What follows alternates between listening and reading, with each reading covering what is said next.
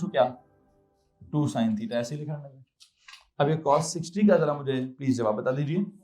I think it is 1/2 minus sin theta, sin 60 के जवाब बता दीजिए √3/2 इज इक्वल टू क्या 2 sin theta. Now I think sin वाली टर्म्स को मैं इकट्ठा करूंगा और cos वाली टर्म्स को मैं इकट्ठा करूंगा।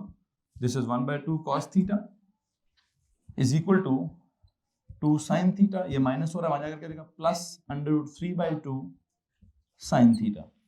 नाउ व्हाट, वो दो साइन वाली टर्म्स थी उनके कोएफिशिएंट्स को आपस में जरा कैलकुलेटर में पुट करके ऐड कर दें। प्लीज बताइए क्या आता है। मैं कैलकुलेटर से पूछना बेटा, वो उसको भी फर्दर सिंपलीफाई करके देगा। वो तो आएगा ही आएगा। क्या कैलकुलेटर उसको सिंपलीफाई कर रहा है? नहीं, बस ठीक है।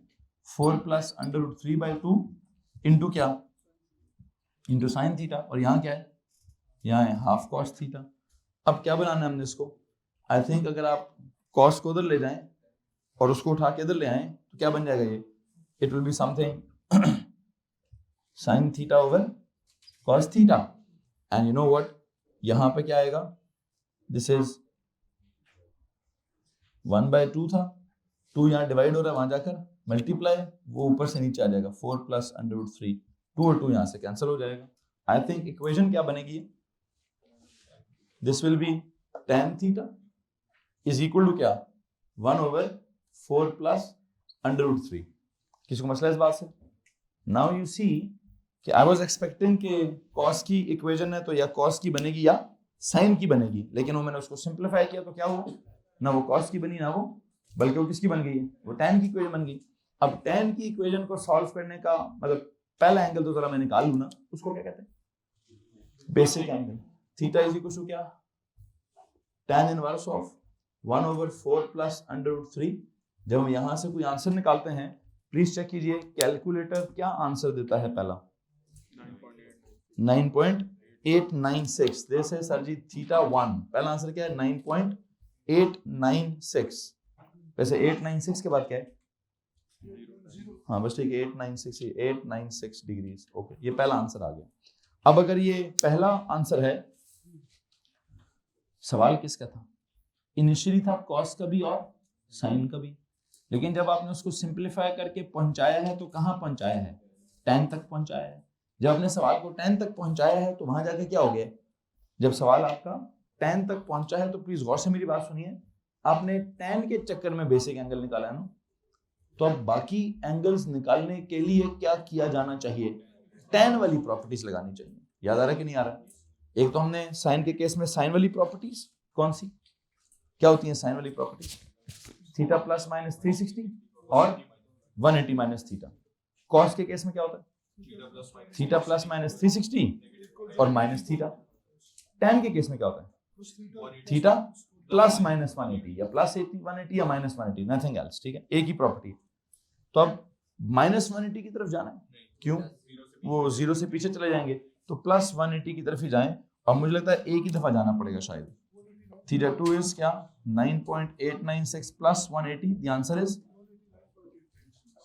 189.896, ये भी डोमेन के अंदर है। ठीक है, थीटा 3 क्या होगा, अगर मुझे कोई थर्ड थीटा निकालना है तो वो क्या हो जाएगा डोमेन से, कैसे, इसमें 180 ऐड करेंगे तो 360 से क्रॉस कर जाएंगे। आई थिंक उसकी जरूरत ही नहीं है, बस 2 आंसर्स हैं, there enough.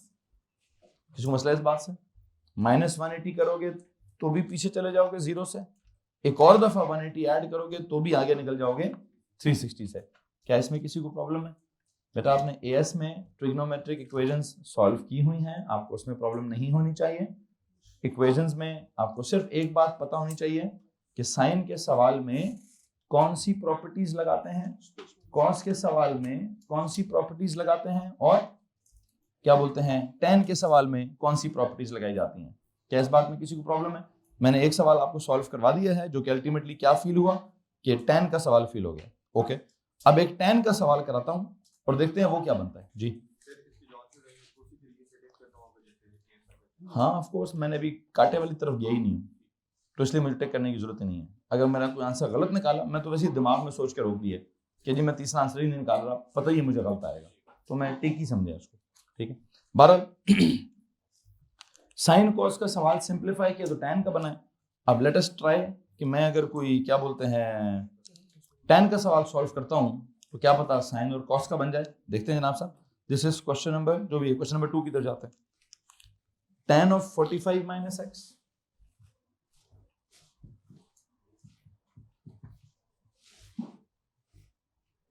is equals to 2 tan x. Okay. Now दो, अच्छा डोमेन क्या है जी, 0 से 180।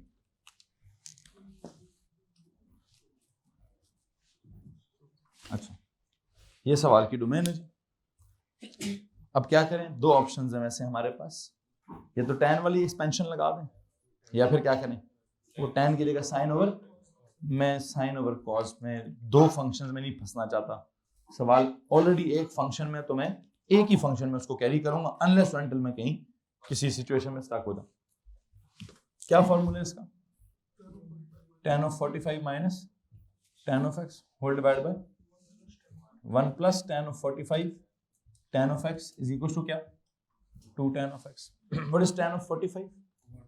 हाँ जी it's 1 minus tan of x over क्या 1 plus 1 into tan of x, तो 1 ही हो जाएगा, is equal to 2 tan of x।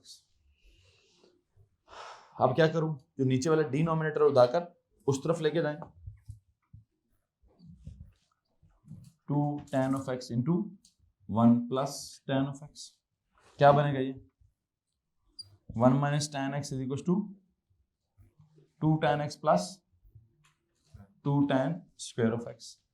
हाँ ये लो जी क्या बन गई है, एक क्वाड्रेटिक सी इक्वेशन बन जाएगी। सॉल्व तो हम वो भी कर लेते होते हैं, कोई बात नहीं। क्या करेंगे इसको, आई थिंक एक साइड पे लेके जाएं, 2 tan square of x plus 2 tan x plus tan x minus 1 is equal to 0।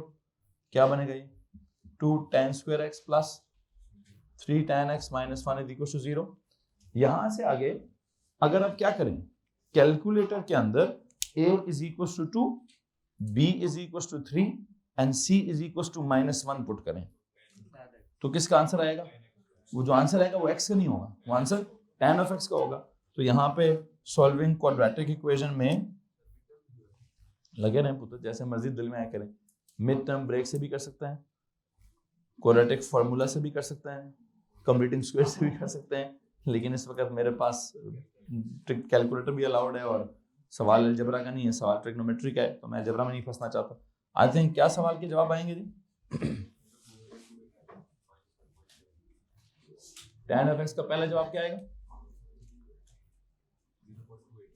0.28, पूरा चेक करो भाई, पूरा चेक करो, तो 0.2807 है, तो उसको 0.281 कर देना चाहिए। प्लीज बच्चों यार राउंडिंग ना गलत किया करें यार, ये बड़ी इस वक्त ना फ्रस्ट्रेटिंग बात है कि A2 का बच्चा 0.280 कह रहा है, उसको 0.281 कहना चाहिए क्योंकि 0 के बाद 7 है। दूसरा जवाब बता दें, -1.78, वो भी 0.7 था, तो भी 1 हो जाएगा, ठीक है। फिर यहां से पहला आंसर निकालें जी x का, tan इनवर्स ऑफ क्या 0.281, और यहां से भी निकालें x इक्वल टू क्या tan इनवर्स ऑफ -1.781। तो बताएं जी यहां से पहला बेसिक एंगल क्या आता है 15.68 डिग्री, यहां से बेसिक एंगल क्या आता है -68।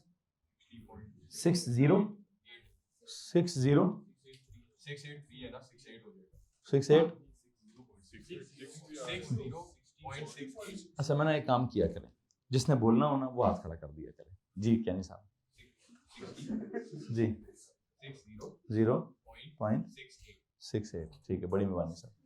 एक बोल रहा है 60, दूसरा कह रहा है 68, 60, मुझे क्या पता क्या बोल रहा, हाँ भैया मुझे नहीं पता। पिछला वाला जो एक्चुअल आंसर था ना, शायद उन्होंने उस एक्चुअल आंसर का tan इनवर्स लिया, तो अगर आप उस पिछले एक्चुअल आंसर का, वैसे मुझे आप ऊपर सर्च में बता सकते हैं, तो फिर वो करें ना यार, ये 0.281 प्लीज मुझे सर्च में बताएं, -3 प्लस √17 होल ओवर 4।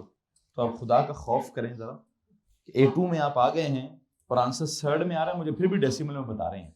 तो भाई सर्ड पिछले साल का पहला चैप्टर था, सर्ड वाले काम से घबराते नहीं होते। सर्ड को सर्ड में लिखते हैं, क्यों? एग्जैक्ट वैल्यू होती है। किसने आपको कहा है कि सर्ड के आंसर को आपने डेसिमल्स में राउंड करके लिखना है? मतलब ये जिस किसी ने भी कहा बड़ा ही फजूल काम आपको कहा है। बराए मेहरबानी बेटा, जो सर्ड का आंसर आएगा, कैलकुलेटर इतना बड़ा काम करके दे रहा है कि जी मैं तुम्हें पूरा एग्जैक्ट आंसर बता रहा हूँ, आपको तो नहीं चाहिए भाई, मैं तो राउंडेड लिखूंगा, मुझे नंबर पूरे लेने का शौक ही नहीं है, मैं तो हर पार्ट में एक एक नंबर कटवाना चाहता हूँ अपना। तो जनाब मेहरबानी करें, यहाँ मुझे डेसिमल का आंसर नहीं देना था आपने। यहाँ बताएं क्या है जी? -3 -√17/4। हाँ, आप उसको यूज करेंगे ना जब आप, तो आपका जो भी होगा बिल्कुल एग्जैक्ट होगा। बताएं जनाब यहाँ क्या आंसर है? हाँ, यहाँ आप चूंकि डेसिमल्स में ही है, यहाँ सर्ड्स में नहीं आ रहा, तो यहाँ क्या करें, यहाँ आपके पास कोई ऑप्शन नहीं है, तो यहाँ जो भी है कहीं राउंडिंग शाउंडिंग बस थोड़ी ठीक कर लें। अब बताएं जी आगे चलें। इसके ऊपर +180 लगाऊंगा तो 180 की डोमेन से बाहर निकल जाऊंगा, तो बस ये कि आंसर ठीक है। यहाँ पे क्या करूँ, इसको पहले बुनियादी तौर पर मारूंगा क्या कि सर ये गलत है, लेकिन इसी के ऊपर अगर एक प्रॉपर्टी लगा दी जाए, -60.68 + 180 वाली, तो यहां से क्या निकलेगा, यहां से एक सही आंसर निकल आएगा। क्या? लो जी, अब क्या करें, अब चूंकि 3 आंसर्स आपने अपने आंसर स्पेस में लिखे हैं, उनमें से एक गलत है, उस पर आपने काटा मारा हुआ है। तो क्या नहीं साहब, जो आप कह रहे थे ना सर टिक और काटा मारना है, अब जो सही है उन पे टिक भी मारें, जो गलत है उस पर काटा मारा, तो जो सही है उन पे टिक भी मार दें कि सर ये भी ठीक है, ये भी ठीक है। किसको मसला है इस बात से? बस ये वाला आंसर हमारा एक्सेप्ट नहीं होना चाहिए, हमने इसको काटा मार दिया। किसी को मसला है? मुझे लगता है जो मैं समझाना चाहता हूँ मैं आपको समझा चुका हूँ कि भाईजान कोई भी इक्वेशन होगी, अगर आपको उसके ऊपर क्या करना पड़ा, पहले पार्ट्स में एक्सपेंशन करनी पड़ी तो कर दीजिएगा। एक्सपेंशन तक वो A2 का सवाल होगा, एक्सपेंशन के बाद वो AS का सवाल हो जाएगा।